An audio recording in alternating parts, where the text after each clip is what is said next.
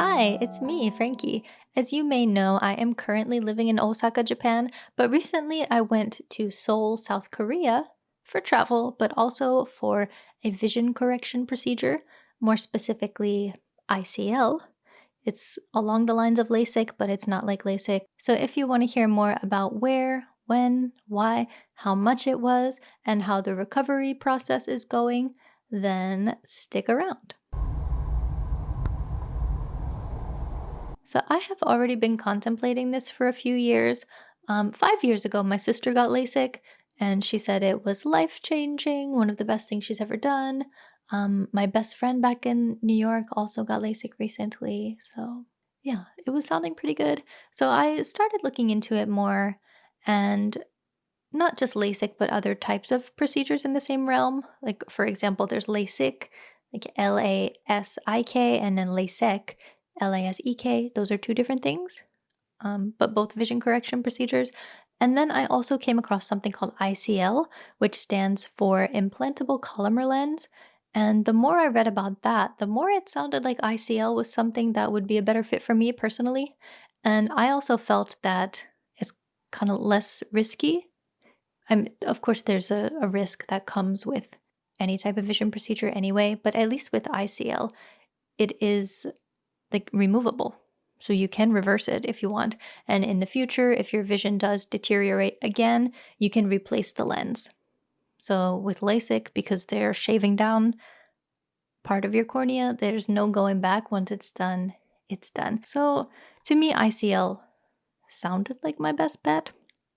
But also, of course, I didn't want to just go anywhere. So first, I was looking into it in Japan, and there are a few places in Osaka that do it. But I reached out to a few clinics, and two out of the three didn't respond. And then one, they were pretty rude. Like, they did answer me, but I just didn't like the vibe that I was getting from them. So I felt kind of like defeated again. But then I was planning on traveling to Seoul anyway this year, and I thought, like, oh, I mean, Korea has a lot of like, great medical stuff. So I looked into some clinics over there. I reached out to a few places. So the clinic that I ended up feeling the most comfortable with was one in Gangnam, and it's called B&VIIT. So we set up a consultation, and yeah, they just said, like, yeah, we know you're interested in ICL, but of course we'll like run our tests and we'll talk about everything in the consultation of what you're actually eligible for and what we think would be best for you. So yes, off I went to Seoul. Might be my last day with glasses.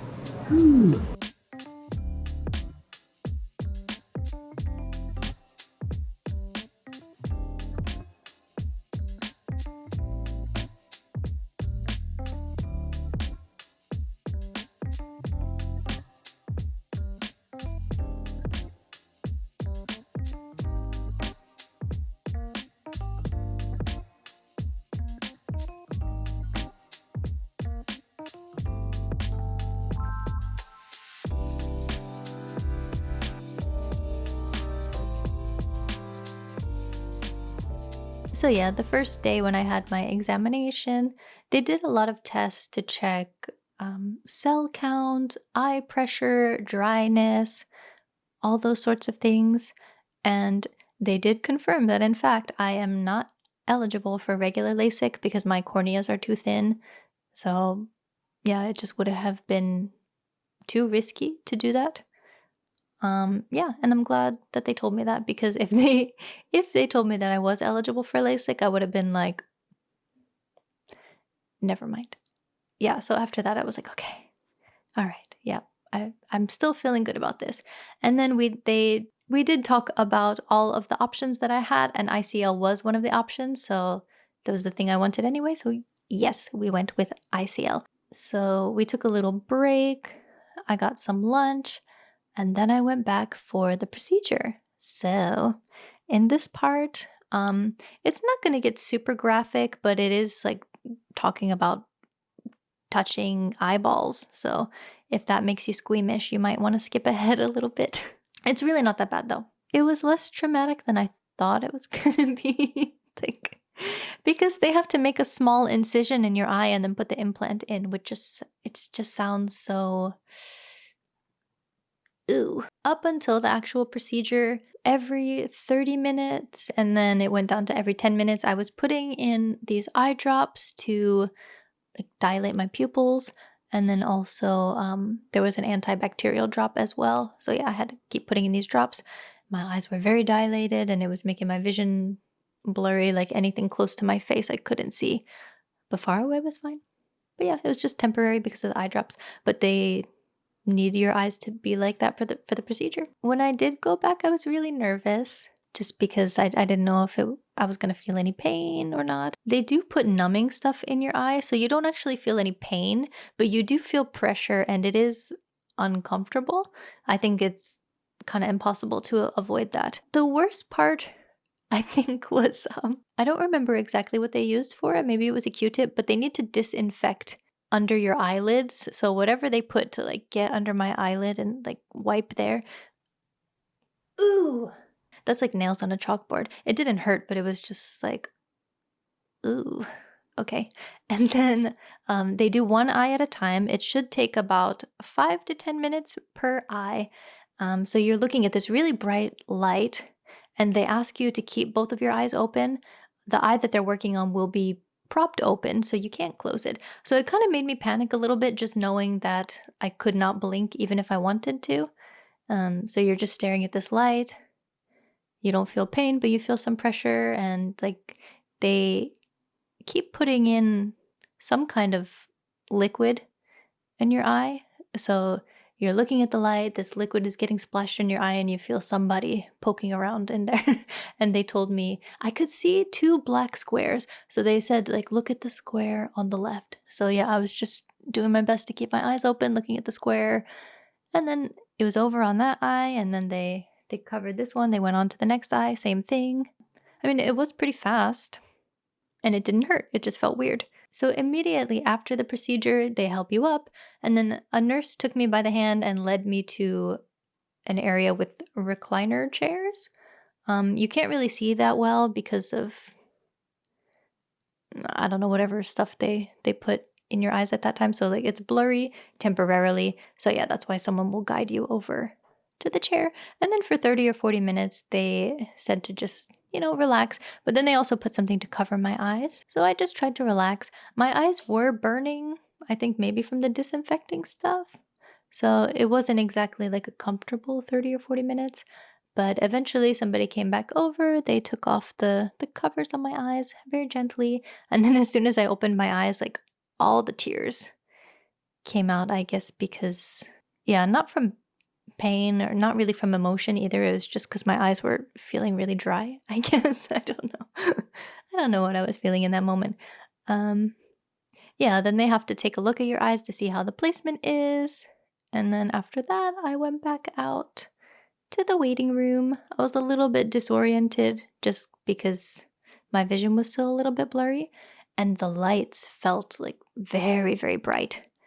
I did bring my sunglasses, and then I probably should have taken a taxi home, but I took the train.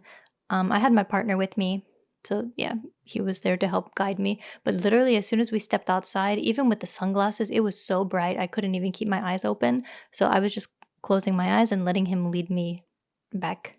Yeah. If you're alone, definitely get a taxi. Do not try to get on the subway. You should probably get a taxi either way because taxis are pretty cheap in Korea, especially compared to Japan. Much more affordable. But yeah, my eyes, yeah, they were still burning for a little bit. So then I took a nap. I slept for maybe 2 hours. And then as soon as I woke up from that nap, I felt so much better. Like, not healed, obviously, but compared to how I was feeling when I settled down for that nap, I was feeling so much better. And then we went out to dinner after that. And then I had a pretty good night's sleep. This is night 1. I have my sleeping goggles. If I open my eyes wide, you can kind of see the incision. So the following morning when I woke up, my eyes were still a bit dry, but I was feeling very good, and my vision was clear, as if I had been wearing contact lenses or glasses. So, cool. Then I went back to the clinic for some more exams the next day.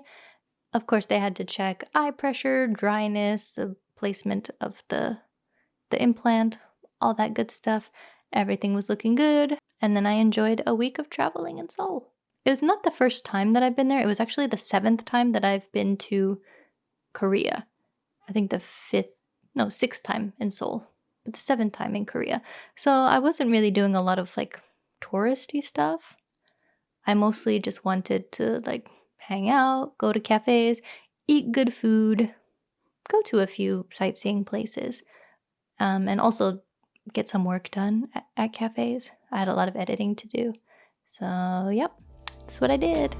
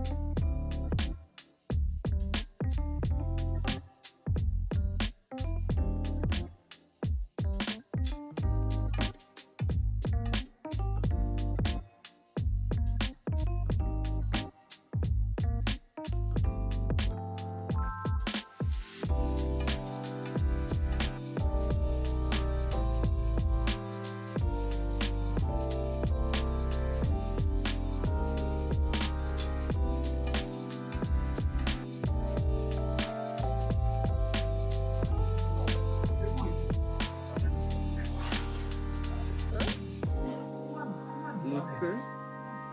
Maybe a knife would be better. You're right.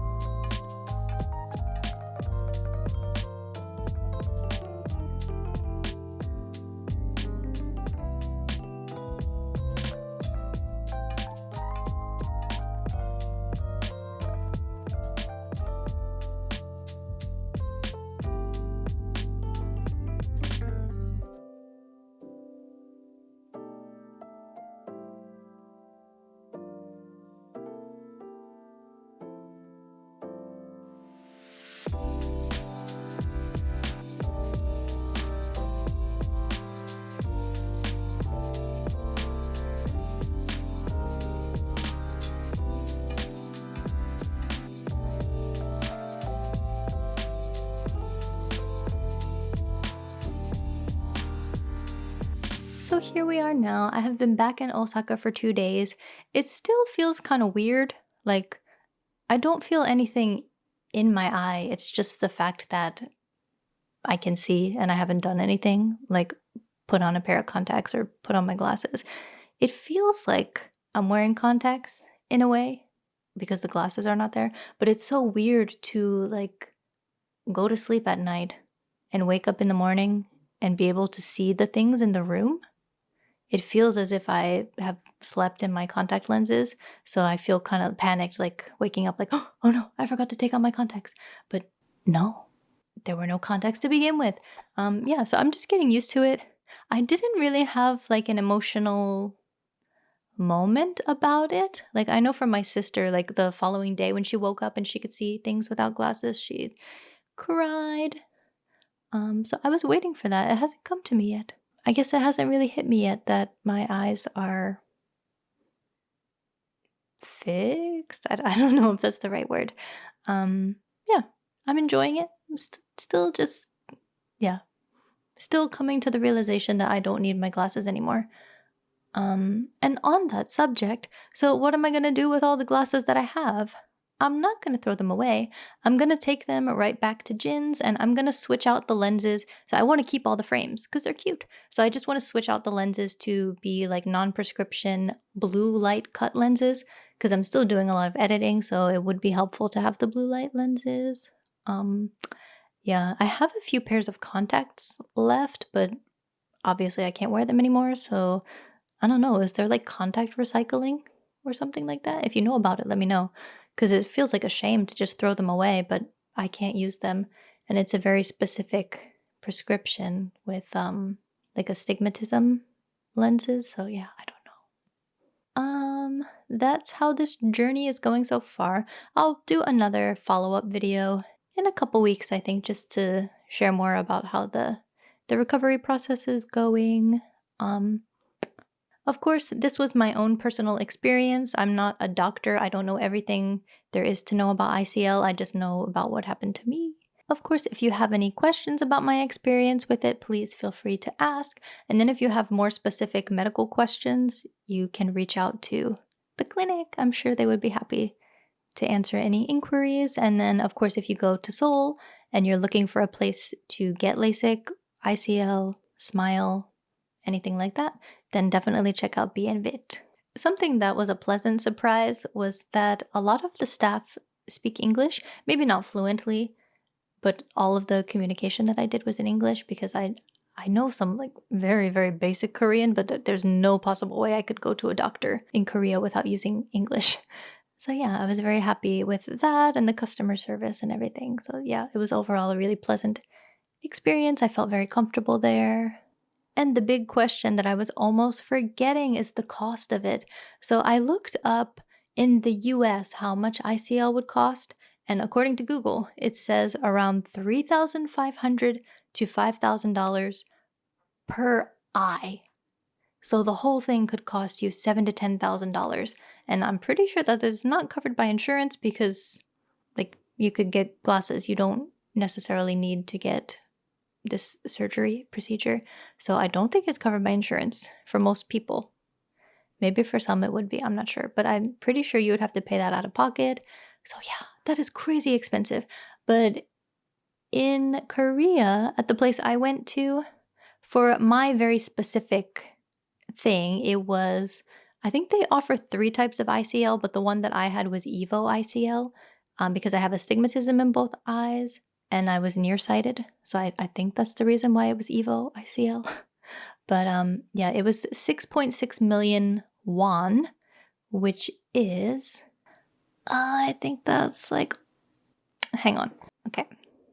So it was 6.6 million Korean won, which in Japanese yen is around 750,000 yen, 75,000.